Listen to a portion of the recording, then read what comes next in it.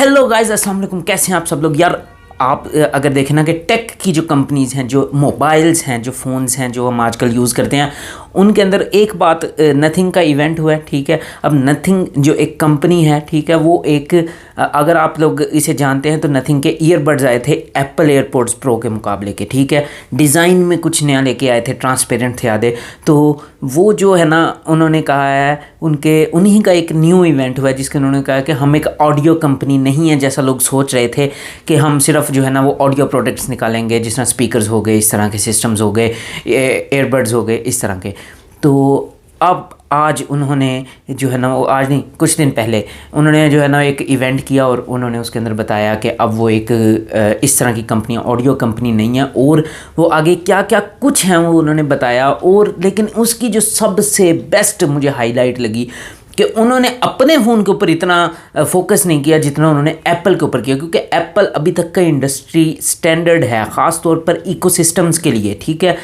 उनके जैसी इंटीग्रेशन उनकी प्रोडक्ट्स में जिस तरह की इंटीग्रेशन है, जिस तरह अगर आप देखें आईफोन के अंदर, और आईफोन की आगे आईपैड से, एयरपॉड्स से, ठीक है, उसके अलावा उसकी मैकबुक से, ठीक है। तो इस तरह की जितनी भी आप प्रोडक्ट्स, आईपैड ले लें, एप्पल वॉच ले लें, कुछ भी ले लें, इनकी सारी प्रोडक्ट्स आपस में जितने अच्छे तरीके से काम करती हैं वो कोई और प्रोडक्ट नहीं कर सकती, किसी भी कंपनी की ले लें। अब उसकी वजह क्या है? अब उसकी वजह यह है कि ये सारी चीज़ें एप्पल खुद बना रहा है। इनके प्रोसेसर जो एसओसी होती है वो एप्पल खुद बना रहा है। इनका जो ऑपरेटिंग सिस्टम है, मैकबुक का मैक ओएस, आईपैड का आईपैड ओएस, वॉच का वॉच ओएस, ठीक है, उसके अलावा आईफोन का आईओएस, ये सारे सिस्टम और इस तरह बाकी भी ये एप्पल खुद बना रहा है। सॉफ्टवेयर खुद बना रहा है, हार्डवेयर खुद बना रहा है, जो एसओसी जो प्रोसेसर है वो खुद बना रहा है। इन्हीं तीनों चीज़ों ने आपस में मिलके काम करना है, सॉफ्टवेयर, हार्डवेयर और एसओसी ने। तो जब तीनों चीज़ों का कंट्रोल एप्पल के पास होगा तो इनकी जो आपस में इंटीग्रेशन होती है वो बहुत अच्छी होती है, जिसकी वजह से आज तक एप्पल का जो इकोसिस्टम रहा है ना, ख़ास तौर पे वो जो है वो हमेशा टॉप पे रहा है। तो इस इवेंट में नथिंग ने जो कालपे उसके जो है ना, अब आपको कालपे के बारे में अगर बताऊं तो मुझे ये इवेंट ज़्यादातर कालपे की वजह से ही मैंने देखा। अगर कोई और कंपनी इस तरह से करी होती तो मैं बिल्कुल ना देखता। लेकिन एक ज़माना था जब वन प्लस जो है वो टॉप पे थी, और वो जो है ना वो इस वजह से मुझे लगती थी क्योंकि उसके अंदर उसके जो सीईओ थे या को फाउंडर थे वो कालपे थे। अब कालपे जो है वो मेरे हिसाब से बहुत ही ज़्यादा यानी कि इनोवेटिव माइंड का बंदा है, उसका विजन बहुत अच्छा है। तो उन्होंने जब वन प्लस की जो है ना वो उसको को फाउंड किया तो उस वक्त वन प्लस के फ़ोन्स का लेवल ही अलग होता था। जहाँ पे बाकी सारे जो एंड्रॉयड के फ़ोन्स हैं ना वो जिटरीनेस और अड़ रहे हैं, लैग कर रहे हैं, हेल्ड हो रहे हैं, वहाँ पे वन प्लस के फ़ोन्स इंतहाई फास्ट और स्मूथ चलते होते थे एंड्रॉयड वर्ल्ड में। आईफोन जो था वो स्टिल बेटर था, लेकिन एंड्रॉयड वर्ल्ड को अगर फास्ट एंड स्मूथ किसी ने सिखाया है कि कोई एंड्रॉयड भी इस तरह से फास्ट एंड स्मूथ हो सकता है जिस तरह आईओएस है, उस लेवल का नहीं लेकिन फिर भी उसके बराबर आ सकता है, तो वो सिखाने वाले वही कालपे थे जिन्होंने वन प्लस का ख़ास तौर पे सॉफ्टवेयर जो ऑक्सीजन ओएस था वो बनाया था, जिसकी वजह से वो इस तरह से चले। लेकिन जब से कालपे निकले हैं उन्होंने छोड़ी है वन प्लस और अपनी कंपनी न्यू जो है वो बनाई है जिसका नाम नथिंग है। तो तब से वन प्लस का जो डाउनफॉल है वो शुरू हो गया। अब उसका सॉफ्टवेयर इतना अच्छा नहीं रहा, उसका हार्डवेयर इतना अच्छा नहीं रहा, उनकी इंटीग्रेशन इतनी अच्छी नहीं रही। तो अब नथिंग जो थी ना, मुझे इससे काफ़ी ज़्यादा एक्सपेक्टेशन थी और इसी तरह की एक्सपेक्टेशन थी कि ये कुछ ना कुछ इस तरह का करेंगे कि एप्पल को टक्कर दे सके, क्योंकि जब तक वन प्लस के सीईओ थे ये तब तक वन प्लस भी अपने आप को डायरेक्टली एप्पल से कम्पीट करती थी। तो इस दफ़ा अब कालपे ने कहा है कि नथिंग जो है वो पूरा एक इकोसिस्टम डेवलप करेगी, सिर्फ एक फ़ोन डेवलप नहीं करेगी। लेकिन स्टार्ट किससे करेंगे? फ़ोन से, क्योंकि फ़ोन जो है वो किसी भी इकोसिस्टम का हब होता है, सेंट्रल पॉइंट होता है। उसके इर्द गिर्द बाकी सारी चीज़ें अगर ऑपरेट करेंगी, आपस में इंटीग्रेट करेंगी, तो वो उसी फ़ोन के थ्रू करेंगी, ठीक है। वो फ़ोन आपका एक किस्म का main server, main hub, main device होगा। तो अब इन्होंने कहा है कि हम स्टार्टिंग विद फ़ोन अपना पूरा का पूरा इकोसिस्टम बनाएंगे। बड्स आ चुके हैं, ठीक है, अब फ़ोन आएगा और उस फ़ोन के बारे में उन्होंने काफ़ी कुछ बताया, वो आपको आगे चल के बताता हूँ। लेकिन उसके अलावा इनकी बाकी भी हर चीज़ आएगी, जिस तरह एप्पल की प्रोडक्ट्स आती हैं, जिस तरह आईपैड आता है तो इनका भी कोई ना कोई पैड आएगा, और जिस तरह से मैकबुक आती है इनकी भी कोई ना कोई बुक वगैरह आएगी। तो इस तरह से इनका पूरा एक इकोसिस्टम डेवलप होगा। और अब ये नहीं मैं कह रहा कि इसके अंदर हर चीज़ उनकी, जिस तरह एप्पल का अपना प्रोसेसर है, इनका अपना नहीं है। एप्पल का अपना iOS है, अपना ऑपरेटिंग सिस्टम है हर चीज़ का, मैकबुक का, वॉच का, ठीक है, उसका आईपैड का, आईफोन का, हर किसी का इनका अपना ऑपरेटिंग सिस्टम है जो इनका अपना है पर्सनल।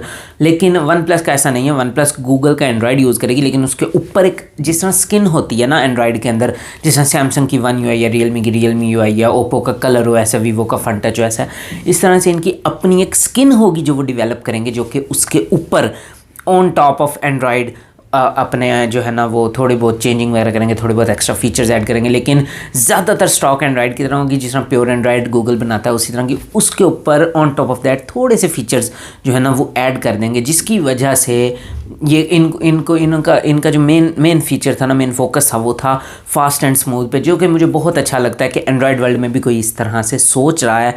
और फाइनली एप्पल को कोई कंपटीशन देने का सोच रहा है, क्योंकि इन्होंने जितनी दफ़ा एप्पल को इस अपने छोटे से थोड़ी सी देर का इवेंट था जिसके अंदर ये 12 से 13 मिनट का, जिसके अंदर इन्होंने इससे जितने मिनट का था उससे ज़्यादा दफ़ा एप्पल को मेंशन किया, यानी कि इन्होंने पर मिनट एक दफ़ा कम अज़ कम एप्पल को ज़रूर मेंशन किया, क्योंकि ये अपने आप को डायरेक्टली एप्पल से ही कम्पीट करना चाहते हैं, जो कि मेरे हिसाब से एक अच्छी मूव है एंड्रॉयड वर्ल्ड के अंदर।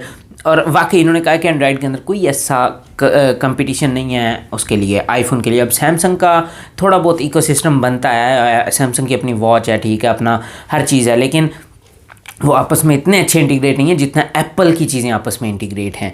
तो अब इसका मुझे कुछ इसके अंदर थोड़ा सा डाउट लगा, क्योंकि अब इन्होंने अपने पार्टनर्स जो है ना वो अनाउंस किया। अगर आप देखें तो सैमसंग, गूगल, क्वालकॉम और बाकी सोनी वगैरह इस तरह के VNX, ठीक है, ये इनके पार्टनर्स हैं। अब सैमसंग तो चलो हो गया डिस्प्ले वगैरह के लिए, ठीक है, और जो गूगल हो गया वो इनको सिस्टम देगा, ऑपरेटिंग सिस्टम, जिस तरह एंड्रॉयड है। और उसके अलावा क्वालकॉम जो है वो इनकी चिप्स बनाएगा, जो SoC जो प्रोसेसर हैं, और उसके अलावा जो सोनी है वो इनके कैमराज वगैरह डेवलप करेगा। तो ये कुछ इनके पार्टनर्स हैं जिनके साथ ये मिलकर अपना जो है फ़ोन वो डेवलप करेंगे।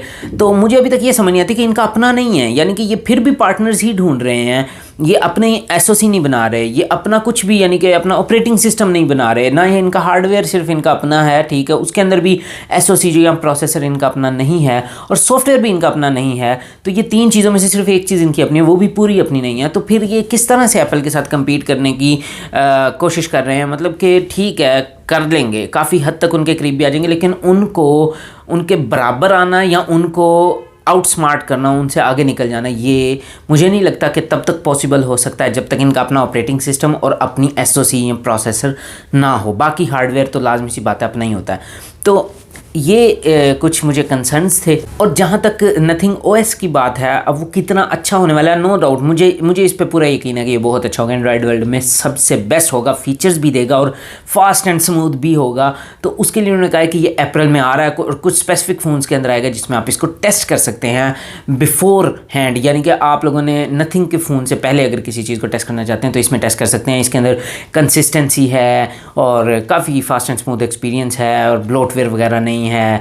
तो इसको मैं ख़ुद पर्सनली भी टेस्ट करूँगा, तो उसके भी एक्सपीरियंस आपके साथ शेयर कर दूँगा। लेकिन मैं इसके लिए बहुत ज़्यादा एक्साइटेड हूँ, क्योंकि एक फाइनल एप्पल का कंपेटिटर इन्होंने अपने आप को कहा है। लेट्स सी, लेट्स होप कि ये अच्छा करें और लेट्स सी कि ये क्या करते हैं। और इसके अलावा इनका जो इन्होंने ओपन इकोसिस्टम की बात की, यानी कि एप्पल का जिस तरह से इकोसिस्टम है वो क्लोज्ड इकोसिस्टम, यानी कि सिर्फ एप्पल का इकोसिस्टम एप्पल की प्रोडक्ट्स के साथ ही काम करता है। और ये बात सेंस भी बनाती है कि यार क्लोज्ड इकोसिस्टम है तभी इतने अच्छे तरीके से काम कर रहा है। उनकी हर चीज़ अपनी, जैसे मैंने आपको बताया, ऑपरेटिंग सिस्टम अपना, उनका सॉफ्टवेयर जो है, उनका हार्डवेयर अपना, उनका SoC जो प्रोसेसर वो अपना, तो हर चीज़ जब अपनी है तो आपस में बहुत अच्छे तरीके से वो उसको इंटीग्रेट करवा सकते हैं और आपस में बहुत अच्छे तरीके से काम करती हैं। समझ में आता है, क्लोज्ड इकोसिस्टम कहते हैं इसको, कि बाकी प्रोडक्ट्स के साथ आउट ऑफ एप्पल वो अच्छे से काम नहीं करेंगी।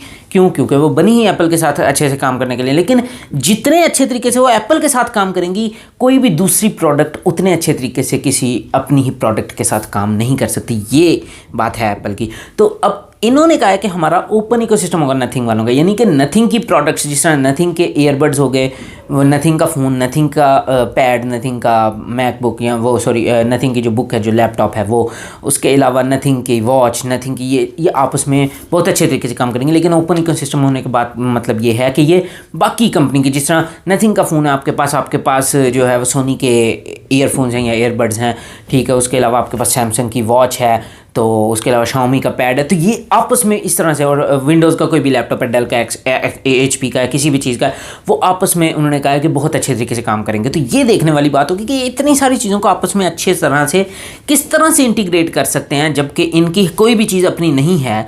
तो ये चीज़ देखने वाली बात होगी कि ये एप्पल के साथ किस तरह compete करते हैं। बहरहाल जहाँ तक फ़ोन की बात है ना, तो ये जून के अंदर इन्होंने कहा है। इन्होंने तो वैसे बेसिकली समर का है, लेकिन बहुत ज़्यादा एक्सपेक्ट किया जा रहा है कि जून के अंदर आ जाएगा, क्योंकि मई में नेक्स्ट मंथ जो है वो क्वालकॉम की नेक्स्ट जेन की जो है ना वो चिप आने वाली है, Gen 1 Plus Snapdragon 8 Gen 1 Plus जो है ना वो आने वाली है, और जो कि TSMC पे बिल्ट होगी। तो उसके बारे में काफ़ी ज़्यादा हाइप है कि यार सैमसंग की जो उस पर फैब्रिकेशन पे बिल्ड थी ना 8 Gen 1, उसके अंदर काफ़ी ज़्यादा हीटिंग वगैरह के इश्यूज़ आ रहे हैं। तो अब डिपेंड करता है कि ये किस तरह की बनाते हैं, लेकिन उम्मीद की जा रही है कि TSMC के जो 4 नैनोमीटर पे बनेगी उसकी एफिशिएंसी ज़्यादा अच्छी होगी एज़ कम्पेयर टू 8 Gen 1 जो कि सैमसंग की नोड पे बनी है, 4 नैनोमीटर नोड पे। तो देखते हैं कि वो अगर मई में अनाउंस हो जाती है, सुनने में आ रहा है कि मई में हो जाएगी, तो जून के अंदर ये अनाउंस हो जाएगा। और नथिंग का फ़ोन उम्मीद है, सुनने में आ रहा है, लेकिन अभी तक उन्होंने इसका सिर्फ एक थोड़ी सी स्कीमेटिक दिखाई है, और मुझे तो सीरियस बात है इससे कुछ भी अंदाज़ा नहीं हो रहा। उन्होंने कहा भी है कार्ल पे ने कि आपको अभी इससे इतना अंदाज़ा नहीं होगा, और वो सही है, मुझे बिल्कुल अंदाज़ा नहीं हो रहा कि आखिर इसका मतलब क्या है। अगर आप देखें तो मुझे ये तकरीबन एंड्रॉयड का जिस तरह बॉट वगैरह होता है ना वो ग्रीन कलर का, उस तरह का ये देखने में लग रहा है। लेकिन किस तरह से ये फ़ोन के साथ, क्या फ़ोन किस तरह से बना देगा ये इसको, ये अभी हमें नहीं पता, लेकिन काफ़ी जल्दी हमें जो है ना वो इसका पता लग जाने वाला है। तो अगर आप उसके लिए स्टे ट्यून्ड रहना चाहते हैं तो काइंडली यार चैनल सब्सक्राइब कर दें, नोटिफिकेशन के लिए बेल आइकन को प्रेस कर दें, ताकि मैं न्यू वीडियो अपलोड करूँ ना जैसे ही आपको उसका नोटिफिकेशन मिल जाए। और ये वीडियो पसंद आई है तो यार जाने से पहले लाइक ज़रूर कर देना। ठीक है गाइस, आज के लिए इतने था, मिलते हैं नेक्स्ट वीडियो में, तब तक के लिए पीस आउट।